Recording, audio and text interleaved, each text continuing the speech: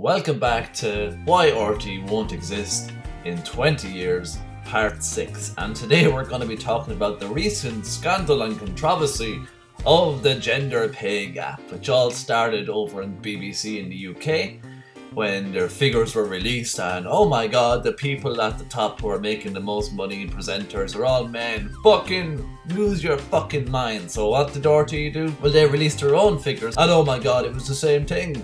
Men are getting paid more than women in these positions, a lot more. And just to preface this, I think that the people in RTE were making money anyway at the top. Ryan Tubridy, Joe Duffy, all these people.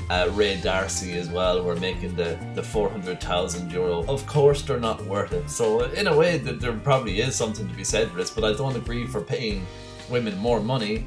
I think we should dock Ryan Tubridy and these people money if we were to keep them at all. Personally, I'd scrap them all myself. And apparently morale at RTE is in crisis mode. The women are getting a bit uppity up there, and they're going to their bosses and they're saying, look, I know for the last 10 million years that you've been paying Ryan Tubridy almost $1 million during the good years and $500,000 during the other years. And I know exactly how much I signed on for because, you know, I signed a disclosure or whatever.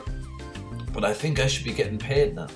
And the RTE bosses are going, oh god, please don't ask for more money, because then we're going to have to ask other people for money. And that means the taxpayer, and that means a rise in the TV license, and that could lead to the collapse of RTE. Please, ladies out there, please start looking for pay packets of $500,000 at RTE. Go on, please do it. Please fucking do that. Everybody at RTE, let's pay everyone at RTE $500,000. Why not? Why not? We should all do that. I mean, fuck it, why not? You're all worth the same, right? You know, Sharon Niviola, and you only present the fucking news every, I don't know, 6-1 news. Someone else does the lunchtime news, and then they would just repeat the 9 o'clock news. That's basically the 6-1 news. So why not do that? And that land RTE were selling, well, they got like 7 times what was worth the price of it. They got more than 100 million for it. So you could definitely pay women out of that if you wanted to. Personally, again, please dock everyone's wages. Go one way, dock everyone's wages or give everyone everything, and then that'll just crash RTE. Please do it. I think the women in RTE are actually far more charismatic, you know, the men. Maybe that's just because I think, you know, Sharon Niviola looks like a ride. I'd rather look at her than fucking Ryan Tubridy, and, you know, I'd look at Miriam O'Callaghan all day. Sure, why not? Anne Doyle. Oh, bring back Anne Doyle. Actually, use that 100 million to bring back Anne Doyle, please. God almighty, take her out of retirement and put her back, Jesus. But hey, the 2015 figures for RTE were released. No surprise, Ryan Tubridy still on top with just under 500,000. Newcomer, or rather the prodigal child presenter comes back, Ray Darcy comes back, and he has 400,000. Oh my god, 400,000 euro, and he says he is worth it. He says he's worth every penny for it, even though his ratings and people have just been talking about him that he's pure shite, basically. I mean, he's a snooze fest, the Ray Darcy show tonight, or whatever flagline show he's hosting. And the thing is, it's pretty much the same actually. Under that is just Joe Duffy. Joe Duffy has gone down in somewhat. He was over 400,000. They've popped him back down to the 389,000 section. Miriam O'Callaghan, oh my god, Miriam's only getting 300,000. Miriam, you need to leave. You can do so much better than that, Darryl. Marion Finucane, well, for the fuck all that she does, she's getting money. Sean O'Rourke, he's retiring, I think. Go on, Shark, you're retiring. You're at least the only person there. Nicky Byrne, Jesus Christ. 200,000 for Nicky Byrne, the fucking chancer. And double, Paul Brian Dobson's only getting 195. I thought he had seniority over in fucking RTE. I know he's retired now as well. But Jesus Christ, Nicky Byrne actually getting more money. I couldn't walk into RTE as Brian Dobson every fucking day of my life and know that Nicky Byrne was getting more money than I was. Fuck that shit after all those years. After 20 something years at RTE, Nicky Byrne. Fucking hell. No, that can't be right. I wouldn't do it. It would kill my pride. If you want to talk about a gender wage drop, what about poor Brian Dobson? So apart from RTE selling all that land for an outrageous amount of money, which just showcases how bad that the Dublin property bubble market is and how it's going to crash again, D Forbes has said that they're going to spend that 100 million so wisely.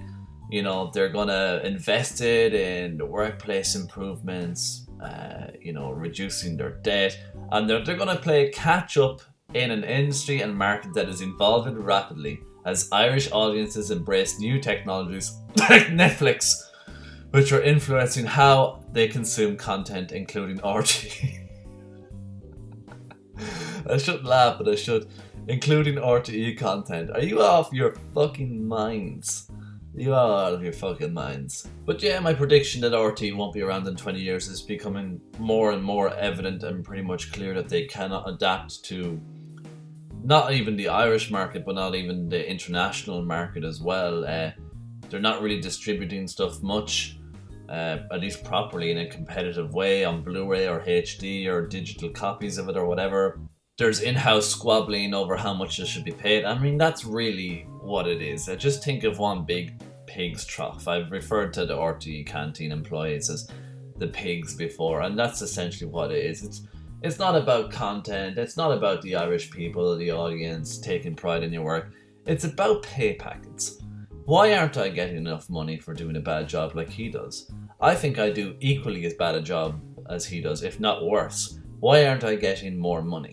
And that's the kind of logic thinking that's going on. All the while just going, well, you know, Dublin property is worth money, so if we fuck up, we'll just sell like the lawn out there for fucking 200 million. Even though it's, what, 2 hectares or something like that. But the property bubble that is being created again in Dublin, we could pretty much sell this place for like $1 billion.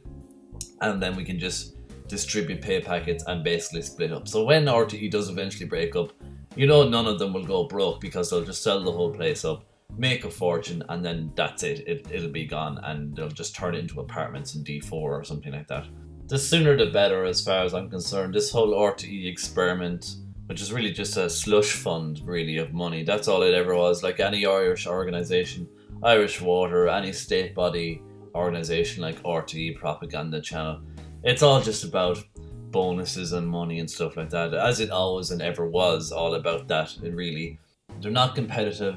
They certainly don't turn a profit unless they're selling land. I mean, who can sell land these days and turn a profit in Ireland, I guess? So yeah, just get rid of them. The problem is they're not competitive enough, and they don't want to be, I guess. It's because, like I said, it's all about the money. It's not about TV shows, and that's a huge thing to come to terms with as a person who's part of the audience, that they're just not interested in creating shows.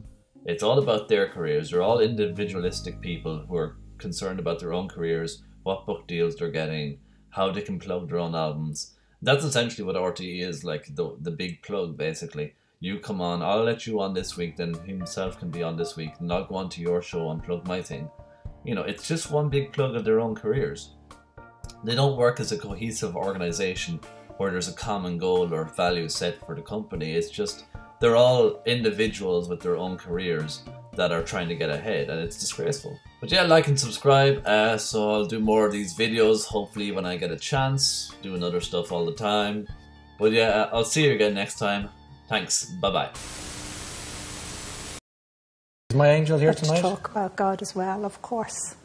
Because I think when we spoke some time ago, you described an angel which was over, I think, my left shoulder. And that angel is still standing there, but I see your guardian angel is. What is your aim in life? What would you love to be doing in, say, 10 years' time? Have you thought about it? Because I know you love history, right? You love history? Driving planes in buildings.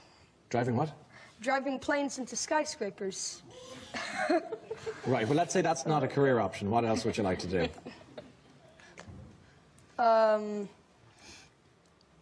Move to Iraq and become a terrorist. Thank you much for having us here. Thank you all very much. Praise Kenny. Thank you.